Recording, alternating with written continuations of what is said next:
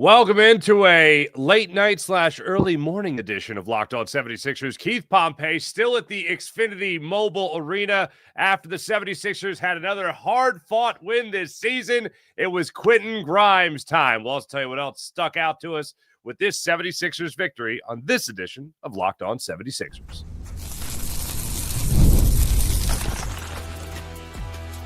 You are Locked On 76ers, your daily Philadelphia 76ers podcast, part of the Locked On Podcast Network, your team every day. And we do thank you for making Locked On 76ers your first listen every day, part of the Locked On Podcast Network, your team every day. This particular episode brought to you by FanDuel. Right now, new customers can bet just $5, and if your bet wins, you'll get $300 in bonus bets to use across the app. Head to FanDuel.com to get started. Keith Pompey, 76ers beat writer extraordinaire. Like I said, still on hand at the Xfinity Mobile Arena where the Sixers had their home opener tonight, winning 125-121. Quentin Grimes hitting more or less the deciding three that put the Sixers in front for good. Keith, just atmosphere-wise, what was it like for pregame introductions? Joel Embiid. It was trash, man. It was trash. It was the normal. Like, no offense to the Sixers. It wasn't. It was just a regular thing. No offense. Okay, it was good. Like, I think Joel Embiid got a nice round of applause. VJ Edgecombe got a really nice round of applause. What they had listed 19,124 here, but it was good. I mean, it was an energetic game. It was finally. It was a great game. The crowd got into it. It wasn't quite. It might have been. No, it wasn't listed as a sellout, but it was way better than what it was. During the preseason. I was just joking when I said it was trash. I know. I pick up on I got your sarcasm now. It's been enough months where I think I can pick up on your sarcasm. Let's just jump right to the end before we get to everything else. Is every game going to be like this now, Keith, where the Sixers come out, they fight, they play strong, and then they suck in the third quarter, and then the last 5 minutes of the fourth quarter, they're like, oh, we can make shots again. Look at this. It's amazing. Is just every game, because right now it's 2 for 2 so far in the season where they pull it out thanks to a final 5 or 4 minute run that they're able to put together. And that's a great question. Here's the thing. Like, I know they hope not, right? They hope not. But the thing about it was, when you look at it, I feel like it was the 2 great victories, right?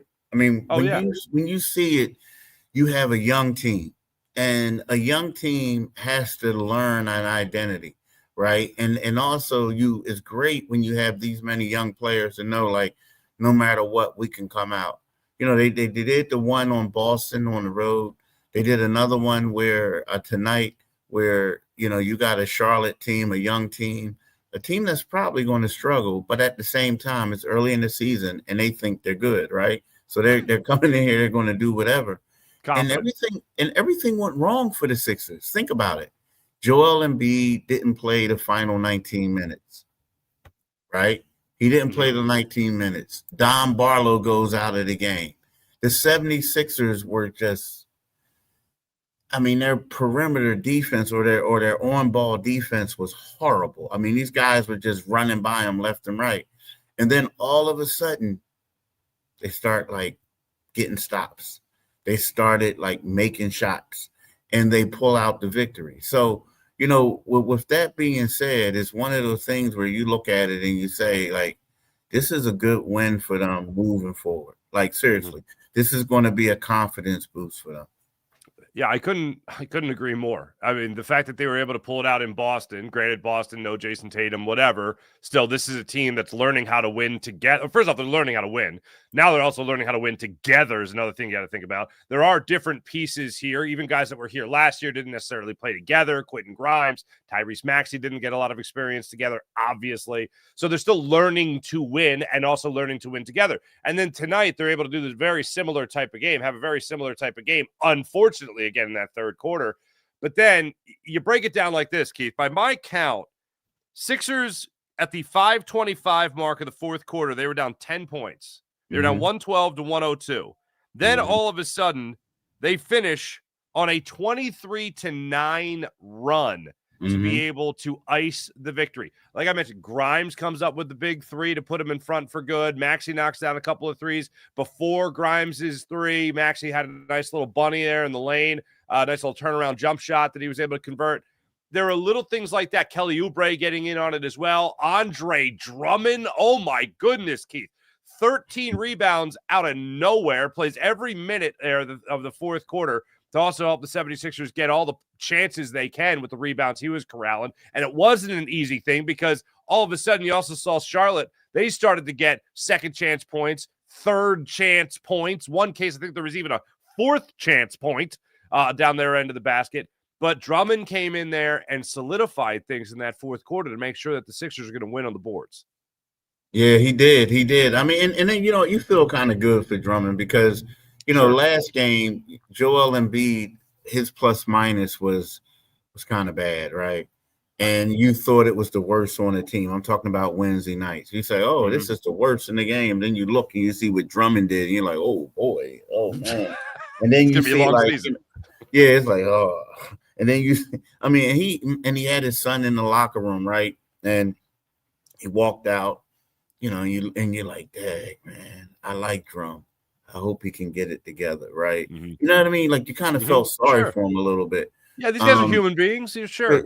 They're human, but also you look and you see Bona is the guy and Drum's not, this and that. And then all of a sudden, it's like he came in and he saved the day. And it's going to be one of those things where just because Joel Embiid is on this minute restriction, that there are going to be some games for him, right? But this was a night when Bona's lack of size really got the worst of him, right? And what I mean by that is to a point where we look at this guy who the Ryan Caliburner. I mean, this dude had 14 points on 7 for 7 shooting. But when Drummond got in the game, it was like he got shut down a little bit. So, Drummond was using his size to get the rebounds, do all the other things he had to do. And then guess what? From going to a minus 18, he was a plus 12 in 15 minutes, 48 seconds. So he played a hell of a game, Yeah, he really did. And looking at it in total, Drummond ended up finishing up with a plus 12 on the night.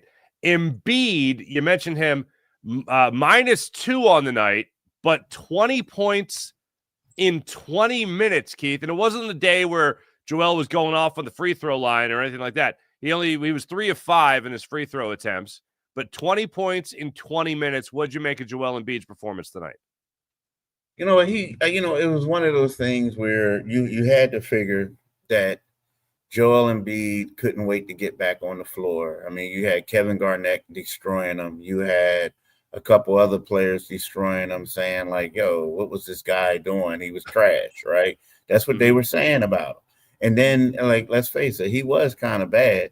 I mean, talking about the first game, he had 4 points on 1 for 9 shooting. He really didn't move well. He looked at it tonight. He came out the gates, and he was aggressive. I mean, he scored, 5 of their first 7 points, and then he had 9 of their first 18, right? That's how it was.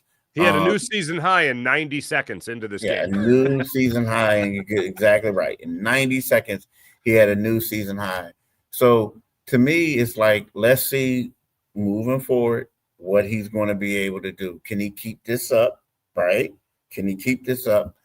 Or is it a matter of like, is he going to revert back to the old player? So right now, but for tonight, I have to say Joel Embiid did play well. And he was extremely aggressive. It got to a point where when he came out of the game, you're like, okay, now who's going to step up? Who's going to provide the offense? Whereas the last game, it was like, okay, he's slowing them down. You know what I mean? So it's one of those things where, Joel, he had a nice bounce back game, but we still need to see more consistency out of him. I'm talking about you had a bad game, you had a great game. Let's see what the next game is going to be like. Absolutely. We're going to get some comments up in a minute, but also I got to ask you about the question that was asked of Joel Embiid after the game that I raised my eyebrows, Keith. I went, wait, whoa, where's this going?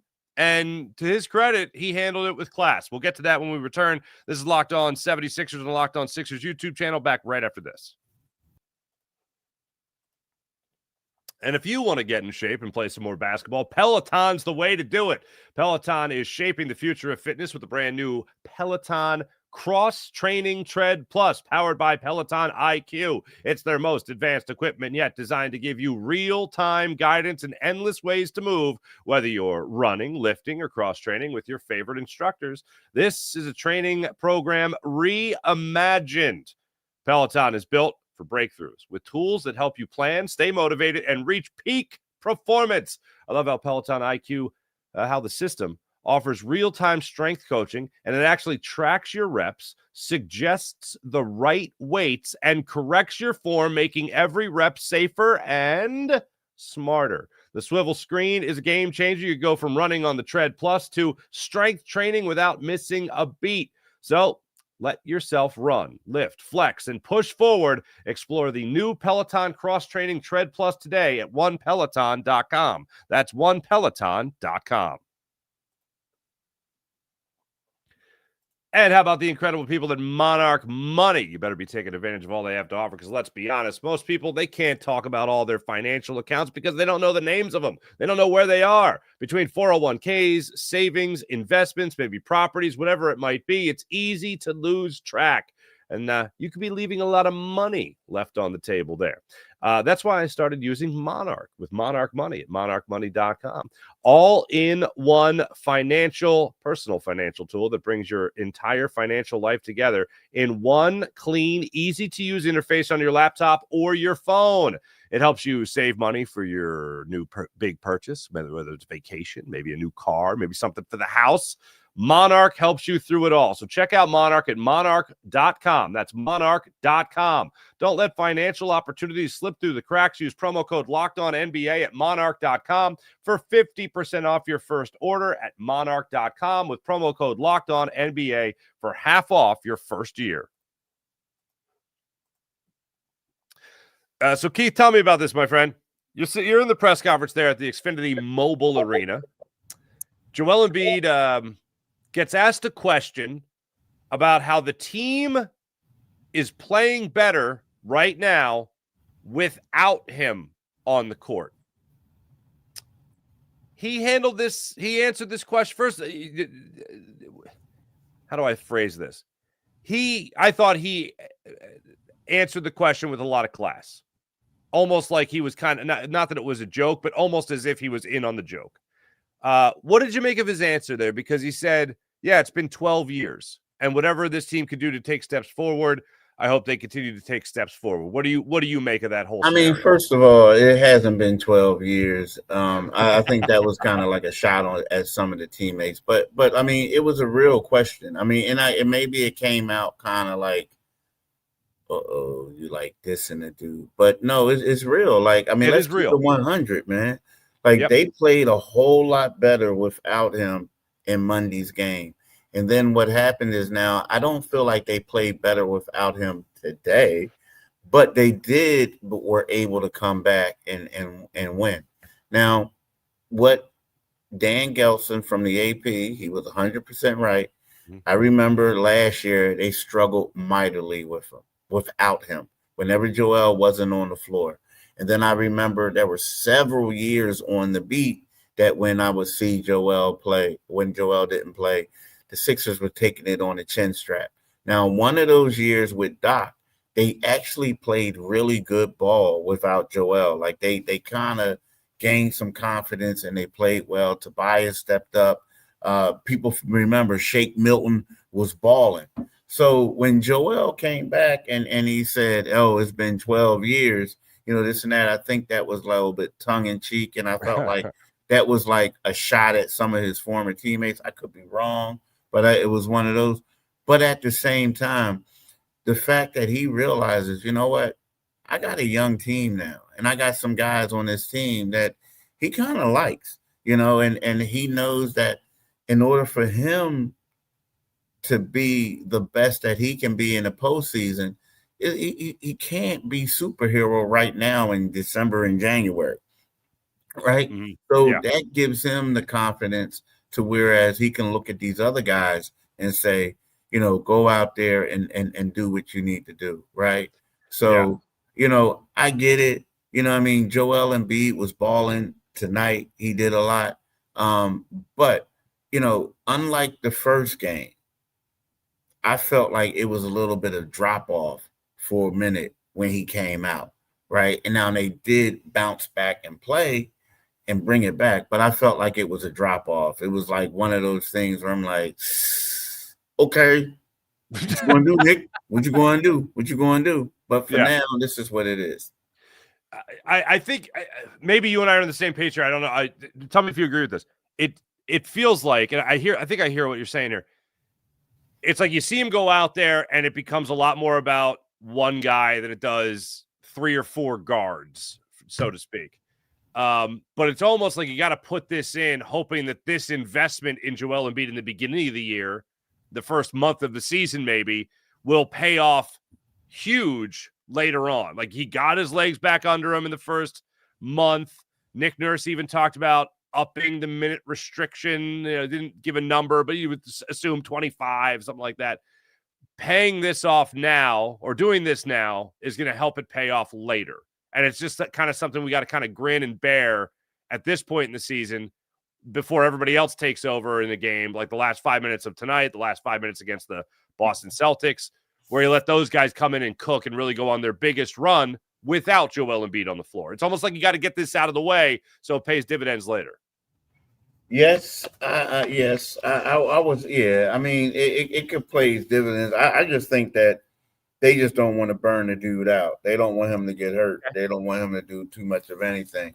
The only thing that I really didn't like, and see the third quarter. So Joel, it looks, when you look at the stats, everything you say, okay, this is balanced, right?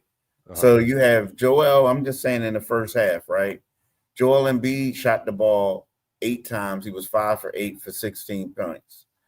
VJ Edgecombe shot the ball 8 times. He was 4 for 8, 9 points. Tyrese Maxey had 14 points on 5 for 8 shooting. He was 4 for 7 from 3, right? Quentin Grimes had 17 points in the first half on 6 for 8 shooting, 4 for 5. So that's great balance, right? It's great balance. But then we turn to the third quarter. Joel Embiid goes out of the game. I mean, he plays the first 4 minutes and 58 seconds, and he's like 4 points on 2 for 3 shooting. The other 3 dudes combined for 2 for 13 shooting in that third quarter. And it was kind of like, yo, we need y'all to step up, and they couldn't do it in the third. And real quick, how many minutes did Joel Embiid play in the third quarter? He played 4 minutes and 58 seconds. VJ Edgecombe played 10 minutes and 11 seconds. He was 1 for 3 for 4 points. Tyrese Maxey played 9 minutes and 46 seconds. He was 1 for 6 shooting for 2 points. And Quentin Grimes played he played 6 minutes and 52, and he was 0 for 4. Now, when we look at this, Edgecombe and Maxey were a -12, and Grimes was a -10.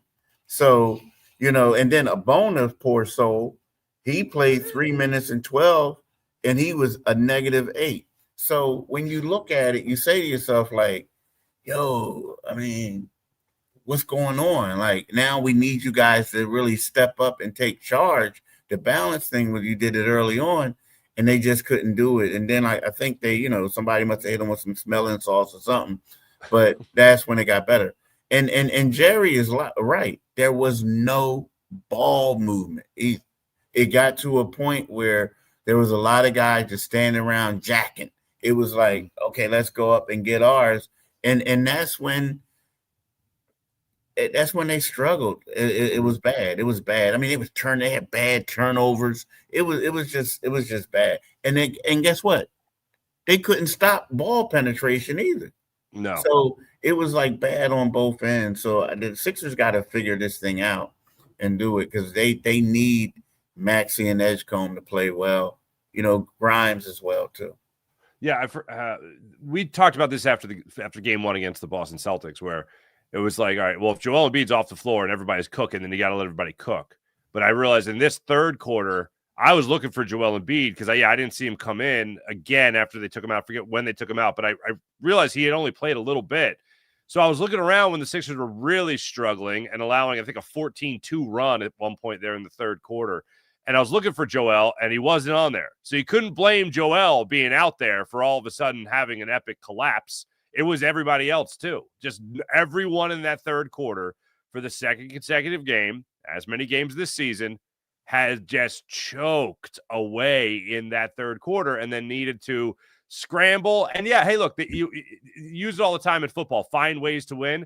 Well, they found a way to win in Boston, and they certainly found a way to win tonight. One of the big reasons for that was Quentin Grimes. I got a text message during the game from a buddy of mine about it, just saying like that offseason, all that Grimes watch, well worth it. And certainly, Keith, tonight especially worth the $8.7 million that the Sixers are paying him for this year. He had a big performance tonight, 24 points off the bench for Quentin Grimes. Yeah, he did. It was to a point. At one point, he was like I said, the third quarter he struggled, but he hit that big three. To give them it was, he scored, they scored, they go up, they go ahead, but then he hit a three, I believe, with what was it? It was like 14, 15 seconds left. 14 seconds left in the game, and it gave them the lead for good. And that was a huge shot by Quentin.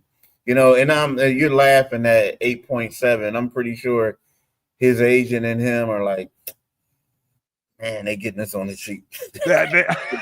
Discount, man. They're getting on cheap. But we talked about this before. They go to that 3-guard lineup a lot, right? Mm. And I honestly like Quentin coming off the bench. At first, I thought because of his experience, I always felt like he would be better in the starting lineup, and I was wrong about that. I also said I thought Ace Bailey was going to be a better player addition to the Sixers. Shut out, right? So now here's the thing. It's kind of like I like Quentin coming off the bench. I mean, they do that 3-guard lineup, but if you notice in the first half, he was balling. He was getting shots up. He was doing a lot of different things. So I really like him in that role.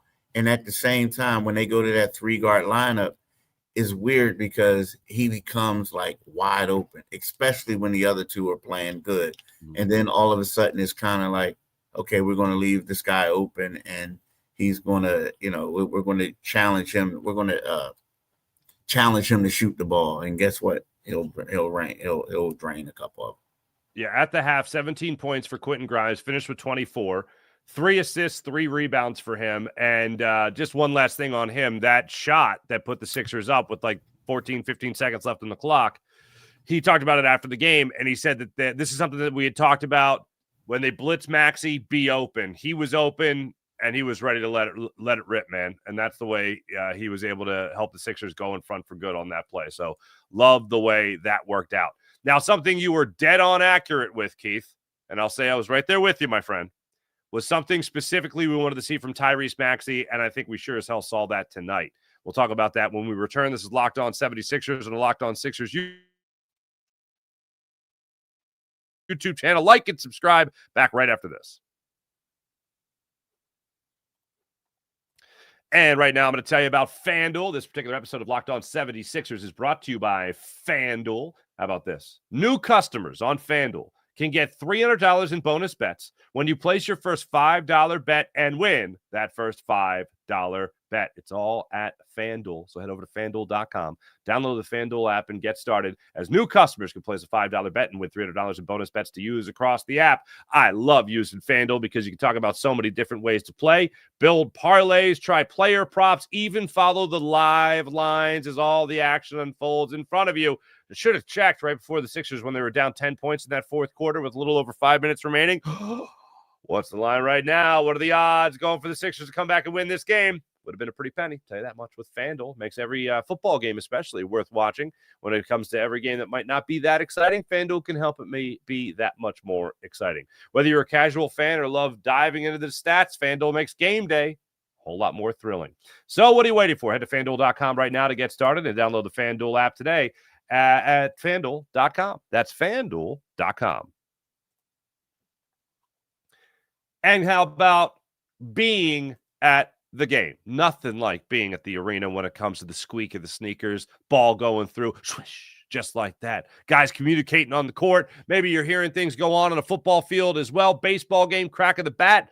Have to wait a little bit for that. Or, just the coolness of being at a hockey game, for instance. Basketball season is here, and Game Time wants to put you right there in the action with the Game Time app. So download the Game Time app, create an account, use promo code LOCKEDONNBA. That's promo code LOCKEDONNBA for $20 off your first purchase. You want to go to the game, the concert, the comedy show, Game Time app has you covered. It's the app that gives fans the advantage. It's your ultimate life hack for scoring amazing NBA tickets fast, easy, and stress-free. When you talk about you going to a Game Time app game, talk about zone deals. They're a real game changer. You pick the section, Game Time picks the seats for you, and you save big. You can even find NBA tickets for under $25. So take the guesswork out of buying tickets with the Game Time app. Download the Game Time app, create an account, use promo code LOCKEDONNBA for $20 off your first purchase. Terms apply. That's LOCKEDONNBA for $20 off. Swipe, tap, ticket, go on the Game Time app. Keith. Yo, I gotta say something. I'm not used to you just doing a regular ad. That was a regular one. I was like, okay, my man. I haven't even talked about underpants yet, or ways to help you last longer, like maybe 36 hours. You know what I'm saying? By the way, I do get some posts DM'd about those reads, so thank you, everyone. Thanks for paying attention, people. You guys are the best. Much appreciated. What the hell was I talking about? Oh yeah, basketball. Tyrese Maxey. Can you tell it's 1 a.m, folks? Keith, the thing we talked about a lot with Tyrese Maxey in that next step, what's he going to work on? If he's going to be running point for a good amount of this season, and I know VJ was bringing the ball up, but a lot of times, as you always say, and they did that again tonight, they found Maxey. Maxey was setting his guys up, man. 9 assists tonight. Excuse me. Right? I know. One prettier than the next. There's a couple of great dishes that he had tonight, really throughout the game. I think there was one on that cut to Oubre. 2 guys collapsed on him. I think it was to Oubre. 2 guys collapsed on him. Baseline drive, jam. Oh no, it was VJ. It wasn't Oubre. It was VJ Edgecombe. Hit him perfectly in stride on the way to the basket on a little base. It wasn't even a jam. It was a throwdown, is what it was. A little lay-in. But Maxey is his court vision through the first 2 games tonight, especially. It has been a welcome sight for something that we were really keen on him bringing into this new season. Yeah, it has been. I mean, it is. I mean, it has been. Tyrese Maxey is the dude. I mean, like, I got to give him credit. I mean, here's the thing. Like, is Tyrese Maxey the best point guard in the league? No. I mean, will Tyrese Maxey, does he deserve to be an all-star? Yes. Could it be tough for him to be an all-star? Yes. And the only reason why I'm saying that is because there's a lot of guards out here. Now, Tyrese Halliburton is hurt. So that's cool. But there are going to be certain other guys that they look at and they say, okay, this guy's going to get grandfathered in no matter what. You know what I'm saying? It's like you always know there's a certain guard. But I'm telling you, the things that he's doing, the quickness. Now, he had a bad turnover game tonight. But at the same time, when you look at what he did, I mean, this guy had 28 points. Well, not really he had 2 turnovers, so that's not as bad. But he had 28 points. He had 9 assists. He had a block, right? He shot 10 for 12 from the foul line. He was 4 for 9 for threes in the first quarter. He couldn't miss a 3, right? But everything that he does is like, it's hard to say, it's hard to like to come down on him because he gets better and better. You know what I mean? Better and better. And look, this guy shot the ball 20 times. That was 5 more shots than anybody else on the team. And it seemed like he could have still shot the ball 5 more times, right? And you know what I'm saying? Yeah, absolutely. It's just like he's that guy. He's lightning quick, and he is working it. He's becoming more of a facilitator. Now, the good thing about it is when I look at it, you look at Maxey. So Maxey had 9 assists. Edgecombe had 8. Mm-hmm. 8. But here's the one crazy part, though. So I'm looking at Maxey scoring the first 2 games. So while you were talking, I'm saying, okay, let me see where he's ranked in scoring in the league. Tyrese Maxey has only been 2 games, but this is how crazy the scoring is up this year. So in 2 games, Tyrese Maxey is averaging 34 points. Mm-hmm. I got a question for you. Oh, no. Where do you think that's ranked in scoring? 34 points. 34 points per game. Is it even in the top 10? Yeah, it's in the top 10. Okay. All right. I'm going to say he's 5th. Yeah, he's 5th. He's 5th. Is he really? Crazy. Yeah, he's 5th. So you got Luka Doncic at but to your point, that's bonkers. A guy averaging 34 points per game is not even in the top 3. So Luka is averaging 46. SGA is averaging 40. Anthony Edwards is averaging 36. Wemby is averaging 34.5, and Tyrese Maxey and Giannis are tied for 5th at 34 points, dude, per game. So it's like it's crazy, That's insane. And what's Ace Bailey at now? 1. He averages 1 a game, right? 1 point. Me no habla inglés. I haven't seen Cooper Flag since the Open. He had like 10 points in the opener. I know that. I don't know what he did since then.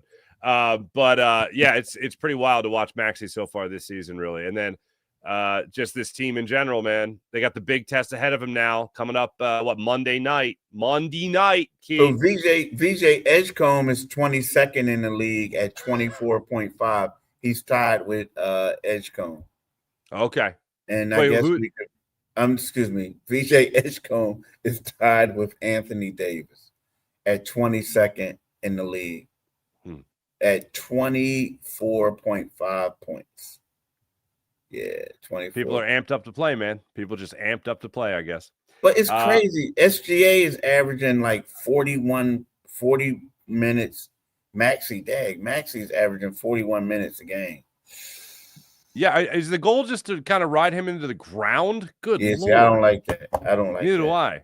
I know he's got it in him, but hey, man. I don't like that. Nah, I don't like that. That's how, I felt like that's how he got hurt last year. I could be wrong, but I know he's a young guy, but we got it. I don't know. I would prefer for him to be healthy in the playoffs. No, I agree. Last thing on that, do you think that this is just part of Joel Embiid, getting his legs back under him, and when he does, VJ, you might not see him as much? Are you talking about the other 2 guys? Yeah, I do think when Jared McCain comes in, is going to probably take away some of their minutes. I don't think Joel has anything to do with it, and it comes down to them or PG. But I do think when McCain comes back and once he gets up to speed, I believe that's going to take away from, not take away, but it's going to enable them to take longer breaks and stuff like that. When you think of it, wow, I guess, if you wanted to go the Eric Gordon route, maybe not for Maxey, but, you can go the Eric Gordon route and then, everything is going to be okay. So look, Duchess, this is the second time you went in the chat and said PG is expendable. Tell us how you really feel. That's my girl though. What's up? You good? But awesome. But this is our second time saying that. That's great, Duchess. Thank you. That's awesome. Keith, thank you jumping in from the Xfinity Mobile Arena to do this little post-game reaction that we got going on here. Thanks everybody in the chat that joins us. You guys are great. Make sure you guys like and subscribe to Locked On 76ers. Keith and I will be back with you guys for a reaction Tuesday. No show Monday, but Tuesday we'll have our reaction to Monday night's game. Maybe even give you a little late performance as well. Make sure you guys like and subscribe. I will say this one thing, though, real quick. My man Jerry is right. They could use PG's defense right now. That's the one thing I'm saying. And I know what you said. That's the one thing I'm saying. Like, because, boy, they just was driving left and right. Like, it was like, yo, it was like, yeah, that's the only thing I'm going to say. Fair enough. Fair enough. Also, make sure you guys are reading Keith Pompey on Inquirer.com. For Keith Pompey, I'm Marc Farzetta. Thanks for listening. Thanks for watching. And also, thank you again for making Locked On 76ers your first listen every day, part of the Locked On Podcast Network. For your next listen, check out Josh Lloyd as he hosts the #1 fantasy basketball podcast, giving you daily tips and helping you win your league, all while making you a smarter NBA fan. Find Locked On Fantasy Basketball on YouTube or wherever you listen to your podcast, part of the Locked On Podcast Network, your team every day. Back with you guys on Tuesday. See you guys then.